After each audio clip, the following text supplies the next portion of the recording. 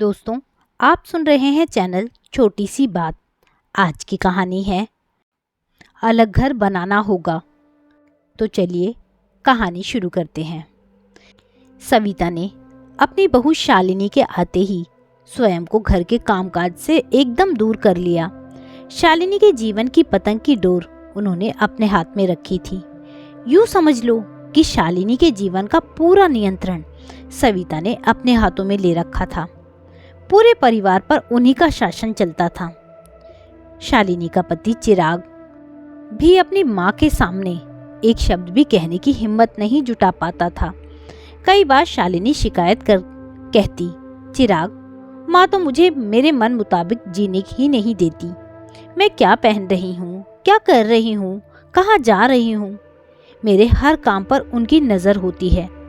मैं उनसे पूछे बिना कुछ कर ही नहीं सकती। शालिनी, माँ ने शुरू से ही पूरे परिवार को उनके नियंत्रण में रखा है। तुम्हें भी उनके अनुशासन में ही रहना होगा। नहीं चिराग, मेरे भी कुछ सपने हैं। मुझे भी नौकरी करनी है, अपनी इच्छा अनुसार कपड़े पहनने हैं। ये क्या है, पूरे दिन साड़ी पहनो। नीतू तो सब पहनती है ना चिराग, वह बेटी है और मैं बहू, आखिर फर्क तो माँ करती ही है। शालिनी, नीतू छोटी है, पढ़ रही है अभी, तुम समझती क्यों नहीं? कितनी छोटी है चिराग? 2 साल। सिर्फ 2 साल मुझसे छोटी है। मुझे तो लगने लगा है तुम्हारे घर में मेरे सारे सपनों को तोड़ दिया जाएगा। तुम माँ को समझाओ चिराग, वरना हमें अपना अलग घर बनाना ही होगा, जहाँ मैं भी खुश रह सकूं। मुझे अलग रहने का शौक नहीं है। मैं जानती हूँ कि संयुक्त परिवार में रहने से कितनी खुशी मिलती है। ठीक है शालिनी, मैं माँ से बात करूँगा, कहकर चिराग ने बात को समाप्त कर दिया। चिराग की बहन नीतू अपनी भाभी के साथ हो रहे व्यवहार से बहुत दुखी थी। वह सोच रही थी, इतनी पढ़ी लिखी होकर भी माँ सास बनने से खुद को रोक ना पाई। हिम्मत जुटाकर आखिर एक दिन उसने सविता से कहा, माँ, आप भाभी के साथ कितना गलत व्यवहार कर रही हो। व्यवहार नहीं माँ, दुर्व्यवहार कर रही हो। गुस्से में तिल मिलाते हुए सविता ने कहा, नीतू, मैं क्या गलत कर रही हूँ? परिवार के कायदे कानून और अनुशासन में रहने के लिए ही तो कह रही हूँ। मैंने भी तो जीवन भर कायदे कानून माने हैं। मैंने भी पूरी जिंदगी अपनी सास का कहाँ माना है। तो क्या माँ, आपके साथ जैसा हुआ आप वैसा ही भाभी के साथ करोगी? ये कैसा अन्याय है माँ? आपके ऐसे रवैये से परेशान होकर देखना, एक दिन वह भैया को लेकर अलग इतनी दूर चली जाएगी कि आप उन तक पहुंच भी नहीं पाओगे। रहना फिर आप दोनों अकेले। अभी भी वक्त है। भाभी को भी अपनी दूसरी नीति ही समझो ना माँ। आप खुद ही अपने परिवार को तोड़ रही हो। काश आप भाभी की भी माँ बन पाती।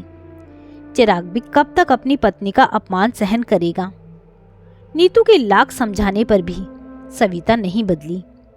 चिराग भी अपनी पत्नी को घुटते हुए उसके सपनों को टूटता हुआ देख रहा था। फिर भी माँ से कुछ भी कहने की हिम्मत वह नहीं जुटा पाया।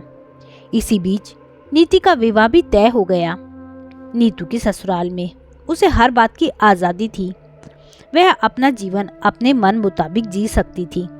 उसकी सास का स्वभाव उसकी माँ से एकदम ही अलग था।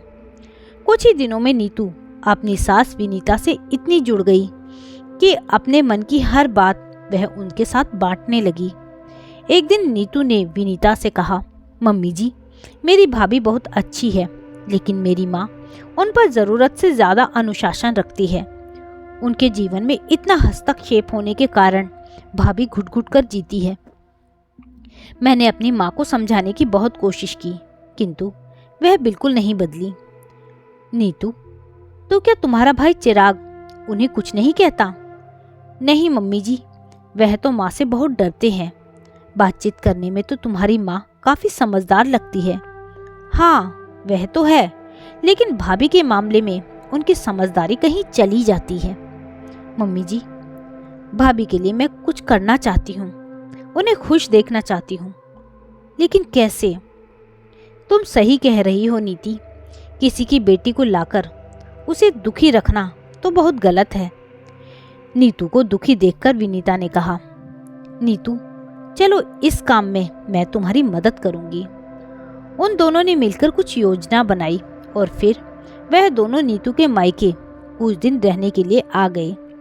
यूं तो नीतू कभी भी साड़ी नहीं पहनती थी, किंतु उस दिन साड़ी पहनकर सर ढककर अपनी माँ के समक्ष आई। नीतू को इस तरह देखकर सविता हैरान रह गई।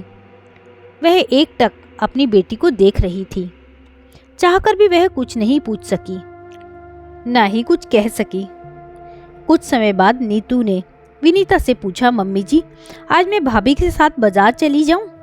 विनीता ने स्पष्ट शब्दों में उसे कहा, नीतू कोई जरूरत नहीं, पिछले माह ही तो गई थी, बार बार क्यों जाना है?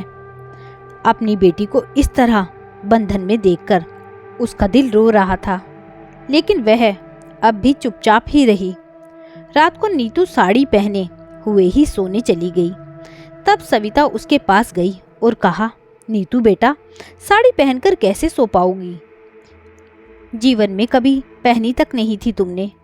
नीतू ने कहा, अरे माँ वहाँ भी मेरी सास की ही चलती है, उनका बेटा तो उनके सामने मुंह तक नहीं खोलता।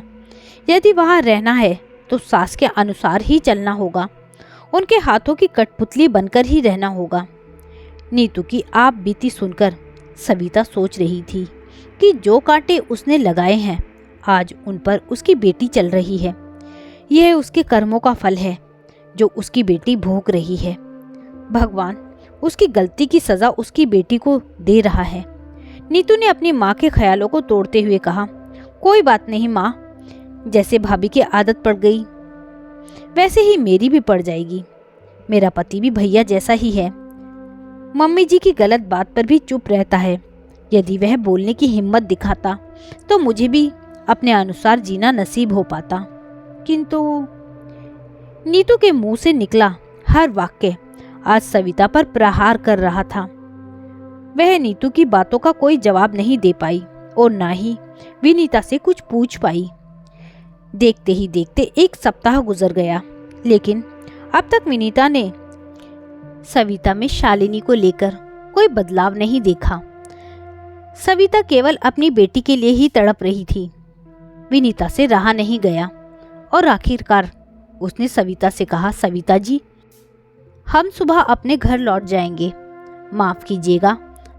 हम दोनों यह सोचकर आए थे कि अपनी बेटी को इस हाल में देखकर आपका दिल तुरंत ही बदल जाएगा, आपका व्यवहार आपकी बहू के साथ बेटी जैसा हो जाएगा। किंतु मुझे ऐसा लगता है कि आप शायद ऐसा कभी नहीं कर पाएंगी।